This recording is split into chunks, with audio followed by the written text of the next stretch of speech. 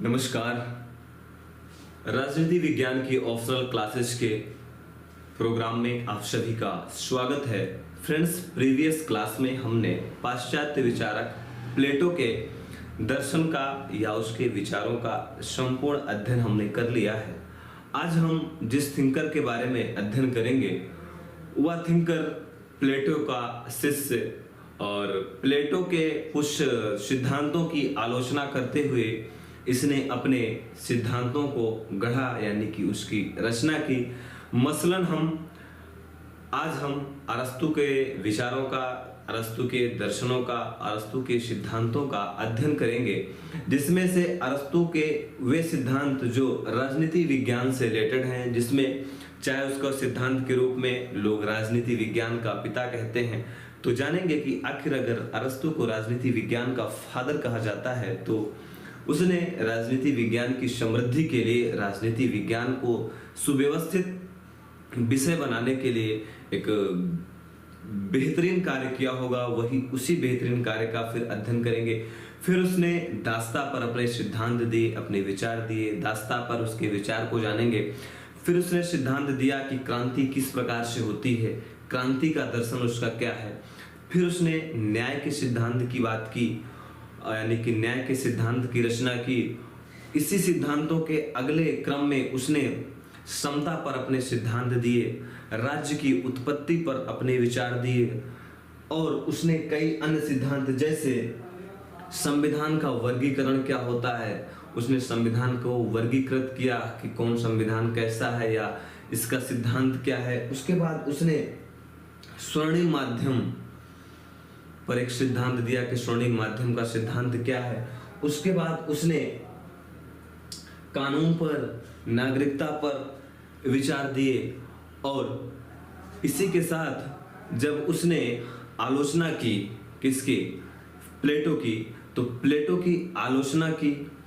प्लेटो की आलोचना से उसने एक नई व्यवस्था, एक नए सिद्धांत का जन्म दिया, उसको भी अध्ययन करेंगे। फिर हम तुलना करेंगे कि आखिर प्लेटो और अरस्तु में क्या समानताएं और क्या असमानताएं हैं।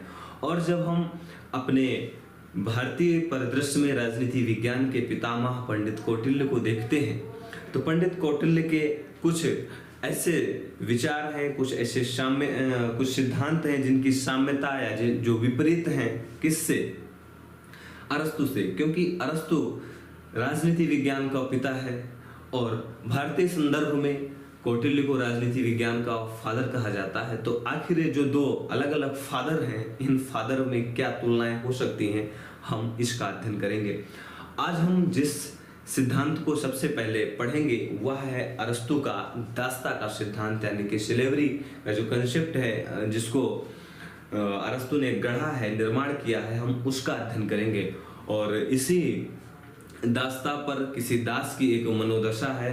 उस मनोदशा को देखते हुए किसी ने एक बड़ी अच्छी लाइन कोट की है कि सुबह से शाम तक आतिशबाजियां बहुत हुई, सुबह से शाम तक आतिशबाजियां बहुत हुई, मेरी कामयाबी का जश्न हो ऐसा पहर नहीं आया।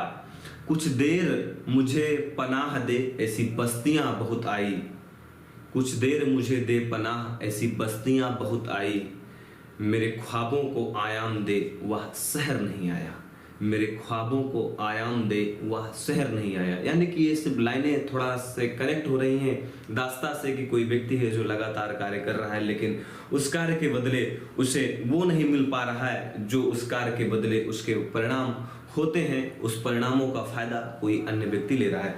तो चलिए क्लास को कंटिन्यू करते हैं और हम देखते हैं कि दास्ता के विचार में जो अरस्तु के द्वारा दिया गया उसमें हमें क्या क्या पढ़ना है।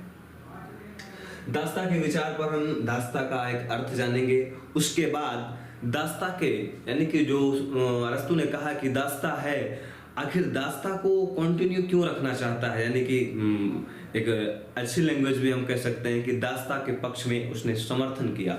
जाहिर सी बात है, जब वो दास्ता के पक्ष में वह समर्थन करेगा तो वर्तमान में और तत्कालीन समय में ऐसे विचारक आएंगे जो दास्ता जैसी कुप्रथा के विरुद्ध में अपने तर्क देंगे। तो उन्हीं तर्कों के आधार पर हम अरस्तु के दास्ता के सिद्धांत या दास्ता के विचार की आलोचना करेंगे। फिर हम यह भी जानेंगे कि अरस्तु ने दासता का जो विचार दिया, तो उस दासता से मुक्ति के लिए और या दासता के या दासों के पक्ष में भी उसने कुछ सकारात्मक बातें बोली, उसका भी अध्ययन करेंगे। फिर अंत में एक निष्कर्ष या एक मूल्यांकन करेंगे कि आखिर राजनीति विज्ञान का पिता अरस्तु, जिसे हम एक ऐसे सर्वोच्च पद पर प्रतिष्ठित किए हैं, और वही प्रतिष्ठित व्यक्ति राजनीतिक विज्ञान का पिता लोगों को दास बनाने की बात करता है कि दासता होनी चाहिए, तो आखिर क्या इसका मूल्यांकन हो सकता है? क्या यह सत्य अवधारणा है या फिर एक पश्चिमी अवधारणा है या पश्चिमी भार है जिसको लोगों पर मढ़ दिया गया, गढ़ दिया गया कि हाँ, अरस्तु ही राजनीति विज्ञान का पिता है। इस पूरे कॉन्सेप्ट को जानेंगे। तो सबसे पहले हम इसका एक अर्थ जानते हैं।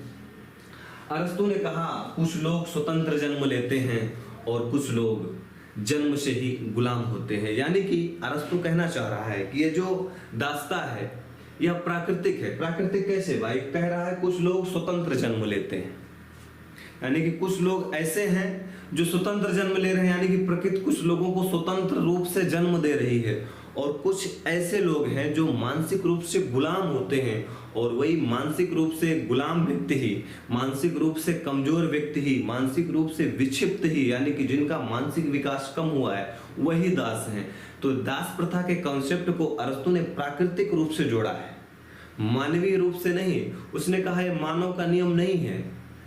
मानव का नियम बस इतना है कि प्रकृति ने जिस नियम को बनाया है उस नियम का पालन करे।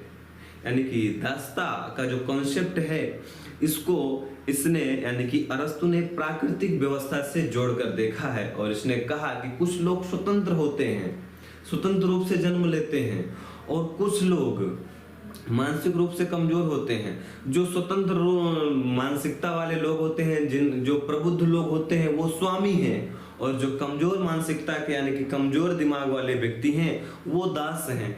तो स्वामी और दास का जो कॉन्सेप्ट है इसको अरस्तु ने प्राकृतिक व्यवस्था से जोड़ा, और इसने क्या कहा, और इस ये जो व्यवस्था दी दासता का, आखिर इसके देने के पीछे का कारण क्या था? पहला कारण तो इसने कहा कि एक प्राकृतिक व्यवस्था के रूप में है, ठीक है। दूसरी व्यवस्था इसने कहा कि अगर राज्य का निर्माण करना है, राज्य को सुचारू रूप से संचालित करना है, राज्य को सुचारू रूप से संचालित करना है, तो राज्य के संचालन के लिए दासता आवश्यक है। इसके पीछे उसने तर्क दिया कि राज्य के संचालन के लिए दो मूलभूत चीजों की या दो मूलभूत साधनों की आवश्यकता पड़ेगी। पहला साधन हो जाएगा सजीव, और दूसरा जो साधन है राज्य के संचालन के लिए वह है निर्जीव। क्या? निर्जीव। और सजीव साधनों में उसने कहा कि ये जो उत्पादक वर्ग से जुड़े हुए लोग होते हैं, खास करके उसने दासों को कहा कि ये राज्य के संचालन के लिए जरूरी होते हैं, और सजीव में ही इसने शासक वर्ग को भी रखा। तो ये जो सजीव दो माध्यम हैं, या इन्हें स्वामी बोल सकते हैं। तो स्वामी का कार्य क्या होगा? गवर्निंग करने का कार्य, और ये जो दास होंगे जो सजीव साधन के रूप में राज्य के संचालन हेतु साधन है, वह स्वामी की आज्ञा के अनुसार, स्वामी की आज्ञा के अकॉर्डिंग राज्य के संचालन के लिए साधन के रूप में होंगे। और आप जानते हैं निर्जीव साधनों में राज्य के संचालन के लिए क्या होता है, वो यहाँ का विषय नहीं है। तो सजीव साधनों के रूप में अरस्तु ने दासों को रखा, और इसने कहा कि जो राज्य दास नहीं रखेगा वह राज्य स्वयं दास हो जाएगा। क्या कहा? जो राज्य दास नहीं रखेगा वह राज्य स्वयं दास हो जाएगा। यानी कि कितनी बड़ी महत्वपूर्ण बात उसने कही कि दास प्रथा कंटिन्यू रहनी चाहिए, कि अगर आप दास जो नहीं रखते हैं, आप उत्पादक वर्ग जो सजीव साधन के रूप में दास हैं, अगर आप इसको नहीं रखेंगे तो आप अपने राज्य का विकास नहीं कर पाएंगे, क्योंकि दासों को आप उत्पादक कार्य में लगाएंगे। ये लोग उत्पादन करेंगे, चाहे कृषि का उत्पादन हो, चाहे व्यापार का कार्य करना हो, तो क्या हुआ कि इन दासों के माध्यम से आप उत्पादक का कार्य करेंगे। और उस समय की जो व्यवस्था थी, आज की तरीके से जब ये अरस्तु अपने सिद्धांत को दे रहा है तो इंडस्ट्रियल एरा नहीं है, औद्योगिकरण नहीं हुआ है। उस समय क्या व्यवस्था थी? कृषि प्रधान व्यवस्था थी। तो राज्य की आय का स्रोत क्या था? राज्य की आय का स्रोत तो कृषि थी। तो उसने कहा कि इन दासों को कृषि कार्यों में लगाया जाए और कृषि का उत्पादन किया जाए, जिससे राज्य की समृद्धि का कार्य किया जाए। तो ये बात बोली अरस्तु ने कि राज्य अगर दास नहीं रखेगा तो राज्य स्वयं दास हो जाएगा। यानी कि जब राज्य के पास धन ही नहीं होगा, वो न सुरक्षा पर खर्चा कर पाएगा, ना प्रशासन पर खर्चा कर पाएगा। जब ऐसी स्थिति आ जाएगी तो अराजकता की स्थिति आएगी, राज्य डिस्ट्रॉय हो जाएगा, राज्य समाप्त हो जाएगा, राज्य पर किसी पड़ोसी देश का या किसी वैदेशिक देश का अधिकार हो जाएगा। फिर इसी तरीके से इसने दासों को दो भागों में डिवाइड किया। दासों को इसने दो भागों में डिवाइड किया। एक प्राकृतिक दास, जिसको हम बता चुके हैं, प्राकृतिक दास। इसमें क्या कहा कि प्रकृति दो तरीके के लोगों को जन्म देती है। एक प्रबुद्ध वर्ग, या जिसकी बौद्धिक क्षमता ज्यादा है, जिसे उसने स्वामी भी कहा। और एक कहा कि मानसिक रूप से विक्षिप्त या मानसिक गुलाम या मानसिक कमजोरी, यानी कि इनको क्या बोला? दास। तो पहली कैटेगरी ये है। अरस्तु ने इसी कैटेगरी को स्वीकार किया है। और दूसरी कैटेगरी उसने क्या बताई? कानूनी दास। कानूनी दास का मतलब इसमें इसने रखा जैसे युद्धबंदी है। क्या? युद्धबंदी। जैसे भारत पाकिस्तान का युद्ध हुआ था तो भारत ने 99,000 से ज्यादा सैनिकों को पकड़ लिया था। तो अरस्तु ने कहा कि अब आप इनको पकड़ लिए हैं तो चाहे जो आप इनसे काम कराएं, क्योंकि आपके गुलाम हो गए हैं, इन्होंने अपने हथियार को रख दिया है। लेकिन अरस्तु ने कहा कि जो आप युद्ध बंदियों को पकड़ते हैं, उन युद्ध बंदियों को आप दास की श्रेणी में ना रखें, ना ही आप उनको दासों से संबंधित कार्यों का कार्य करवाएं। ये लोग परिस्थितिवश दास की श्रेणी में आ गए हैं और इनके अंदर बौद्धिक क्षमता ज्यादा है, इसलिए उसने कहा कि कानूनी दासों को आपको नहीं रखना चाहिए। तो प्रश्न अगर बने कि दासों के किस प्रकार को स्वीकार किया है अरस्तु ने, तो उत्तर होगा हमारा प्राकृतिक दास। तो ये सब बातें हो गई। कभी कभी आप नेट जेआरएफ का भी एग्जाम देते हैं तो उसके लिए एक प्रश्न बन सकता है कि जो दासता का सिद्धांत है उसको किस पुस्तक में अरस्तु ने दिया है, तो उत्तर होगा द पॉलिटिक्स। ये क्वेश्चन कई बार नेट जेआरएफ के एग्जाम में आया है कि द पॉलिटिक्स पुस्तक किसकी है, और दासता का जो सिद्धांत है उस सिद्धांत का प्रतिपादन अरस्तु ने अपनी किस पुस्तक में किया है, उत्तर होगा द पॉलिटिक्स। अब ये हो गई दासता का अर्थ समझ गए। अब हम समझते हैं कि आखिर दासता के अर्थ को बताने के बाद अरस्तु ने क्यों कहा कि दासता आवश्यक है या दास प्रथा आवश्यक है, slavery is the important for the state. चलिए इस कॉन्सेप्ट को भी समझ सकते हैं। पहली बात उसने कही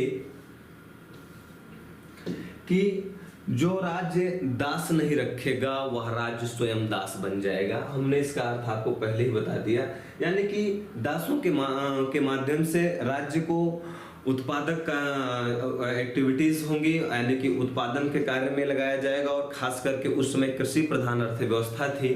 उस कृषि प्रधान अर्थव्यवस्था में कृषि के कार्य को संपादन करने के लिए लेबर की वृहद स्तर पर आवश्यकता होती है, क्योंकि उस समय इतने मशीनीकरण नहीं था।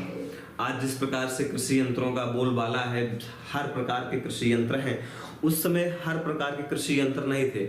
ऐसे में आवश्यक था कि सारे कृषि कार्य एग्रीकल्चर वर्क मैनुअल रूप से हो रहे थे, और मैनुअल रूप से अगर एग्रीकल्चर के वर्क हो रहे हैं तो इट्स नेसेसरी कि आपके पास सफिशिएंट यानी कि पर्याप्त मात्रा में लेबर हो, और उन लेबरों की पूर्ति कहाँ से होगी? दासों के माध्यम से होगी। तो इसने कहा कि दासों को जो राज्य नहीं रखेगा वह राज्य स्वयं दास हो जाएगा। दास क्यों हो जाएगा? कि उसके पास जब फंड नहीं होंगी, प्रशासन के लिए फंड नहीं होगी। आप प्रशासन के लिए आज जैसे प्रशासन के लिए आईएएस, आईएफएस और आईपीएस अधिकारी हैं, तो ये क्या फ्री में थोड़ी काम करते हैं? इनके लिए हाईटेक सुविधाएं, हाईटेक सैलरी देनी पड़ती है, और सैलरी उस कहाँ से आ रही है? आज उत्पादक गतिविधियां हैं, विभिन्न प्रकार की गतिविधियों से सरकार के इनकम के सोर्स हैं, लेकिन उस समय इनकम का सोर्स क्या था राज्य के पास? कृषि का कार्य। तो कृषि के माध्यम से फंड की फंड जनरेट किया जाता था, फंड का उत्पादन होता था, तो उसके माध्यम से लोगों को सैलरी दी जाती थी, अधिकारियों को सैलरी दी जाती थी, प्रशासन का कार्य किया जाता था, सेना को वेतन दिया जाता था, सैनिक सुदृढ़ीकरण किया जाता था। तो अगर ये सब कार्य हैं तो राज्य सुदृढ़ है, अगर ये सब नहीं है तो दास हो जाएगा स्वयं राज्य। कोई पड़ोसी देश या कोई वैदेशिक देश उस देश को गुलाम कर लेगा, ऑटोमेटिक वह राज्य दास हो जाएगा। तो पहली बात उसने कहा कि राज्य के सुदृढ़ीकरण के लिए दास प्रथा इंपॉर्टेंट है। दूसरा कॉन्सेप्ट इसने कहा कि यह स्वामी और दास दोनों के लिए उपयोगी है। इसका मतलब क्या हुआ? इसने कहा कि देखिए, जो दास है उसके पास अपने स्वयं की कोई बुद्धि नहीं है, उसे पता ही नहीं चल रहा है कि उसे क्या करना चाहिए, क्या नहीं करना चाहिए, उसको क्या खाना चाहिए, क्या नहीं खाना चाहिए, क्या पहनना चाहिए, क्या नहीं पहनना चाहिए, उसे कहाँ रहना चाहिए, उसे कहाँ नहीं रहना चाहिए, उसके लिए क्या वस्तु लाभदायक है, क्या वस्तु लाभदायक नहीं है, कहाँ पर रहना उसके लिए लाभदायक है, इसको पता ही नहीं है कि हम सुरंग में रहें या नदी में रहें या घर में रहें। अब मान लीजिए व्यक्ति सोचेगा कि हम नदी में लेट जाएं, नदी में पानी का प्रवाह बहुत तेज हुआ, आदमी बह जाएगा। तो ये क्या हुआ कि अब जो स्वामी होगा, स्वामी को इस बात की जानकारी है कि कौन सी परिस्थिति इस दास के लिए उपयुक्त है, कौन सा भोजन इस दास के लिए उपयुक्त है। पता चला भोजन नहीं है, जहर खा ले रहा है, तो क्या होगा? ये तो मर जाएगा। तो दास के संदर्भ में दास प्रथा इंपॉर्टेंट है, क्योंकि दास को पता ही नहीं, क्योंकि उसका बौद्धिक विकास ही नहीं है, वो छत पर से कूद जा रहा है, उसको पता ही नहीं कूदने से क्या होगा। तो जो स्वामी होगा कूदने से बचा लेगा कि मत कूदिए। तो ये हो गया दासों के पक्ष में, दासों के लिए भी हितकारी है दास प्रथा। दूसरी बात इसने कहा है जो स्वामी है उसके लिए भी दास प्रथा इंपॉर्टेंट है। क्यों? जैसे मान लीजिए स्वामी के पास 50 बीघे खेत है, 50 बीघा खेत है। अब 50 बीघा खेत पर कार्य करने के लिए स्वामी तो कार्य कर नहीं पाएगा। अब इस पर जोतना है, इसमें बीज डालना है, इसकी सिंचाई का कार्य करना है, तो इसी दास के माध्यम से इसके खेती का कार्य हो जाएगा। तो स्वामी का भी काम हो गया। मान लीजिए स्वामी की कोई कोचिंग है, अब कोचिंग में साफ सफाई का कार्य करना है, स्वामी क्या क्या काम करेगा? पढ़ाएगा कि साफ सफाई का कार्य करेगा? तो अब इस दास के द्वारा ये कोचिंग की साफ सफाई कर दी जाएगी, स्टडी मटेरियल लोगों में बांट दिया जाएगा। तो क्या हुआ? एक तरफ दास को भी फायदा है, स्वामी को भी फायदा है। तो उसने कहा भैया ये जो दास प्रथा का कॉन्सेप्ट है ये दोनों लोगों के लिए म्यूचुअल रूप से लाभदायक है, दोनों लोग इसमें विन विन की सिचुएशन में है। फिर इसने तीसरी बात बोली कि और क्या क्या लाभ है। तो इसने कहा कि यह राज्य की अर्थव्यवस्था के लिए भी जरूरी है। हमने पहले ही बताया कि यह राज्य की अर्थव्यवस्था के लिए कैसे जरूरी है। इसने कहा कि जो दास हैं इनको उत्पादक कार्यों में लगाया जाएगा, ये लोग उत्पादन का कार्य करेंगे। हम राज्य के पास जो जमीन है या छोटे मोटे जो उद्योग हैं उन उद्योगों में इन दासों को लगाया जाएगा। उद्योगों में ये जब दास लोग काम करेंगे तो उससे प्रोडक्शन होगा, उत्पादन होगा, और उस उत्पादन कार्य से राज्य के विकास के लिए कार्य किया जाएगा। तो इसने कहा कि राज्य की अर्थव्यवस्था के लिए भी उपयुक्त है। फिर कहा कि यह नैतिकता के आधार पर भी उचित है, क्योंकि इसने कहा कि भाई ये नैतिकता के आधार पर उचित है क्योंकि प्रकृति ही कुछ इस तरीके के लोगों को जन्म देती है कि वो अपने लिए क्या उचित है क्या अनुचित है नहीं कर पाते। जैसे आज देखते हैं कि कानून क्यों बनाया जाता है, कानून बनाने का क्या कॉन्सेप्ट है? आज इतने प्रकार के कानून हैं, अधिनियम हैं, संविधान है, ये क्यों बनाया गया भाई? इसीलिए बनाया गया है कुछ लोग विक्षिप्त हैं। राष्ट्र विरोधी गतिविधि को रोकने के लिए अगर राज्य में कानून बनाया जा रहा है तो इसका मतलब क्या हुआ कि वो समझदार लोग हैं। भारत की सेना या भारत के टुकड़े होने की बात अगर कोई करे, इसका मतलब क्या समझते हैं? वो दास नहीं, वो मानसिक रूप से बहुत प्रबुद्ध लोग हैं? नहीं है। वही कह रहा है अरस्तु कि यह नैतिक रूप से भी आवश्यक है कि इस पर नियंत्रण रहे, क्योंकि कुछ ऐसे लोग हैं जिनको ये पता ही नहीं है कि हमें क्या करना है, और पता भी है तो वही कर रहे हैं जो राष्ट्र के विरुद्ध है। इसलिए उसने कहा नैतिक रूप से आवश्यक है कि दास प्रथा होनी चाहिए। फिर अगली बात उसने कहा कि दास प्रथा क्यों आवश्यक है। इसने कहा कि अब प्राकृतिक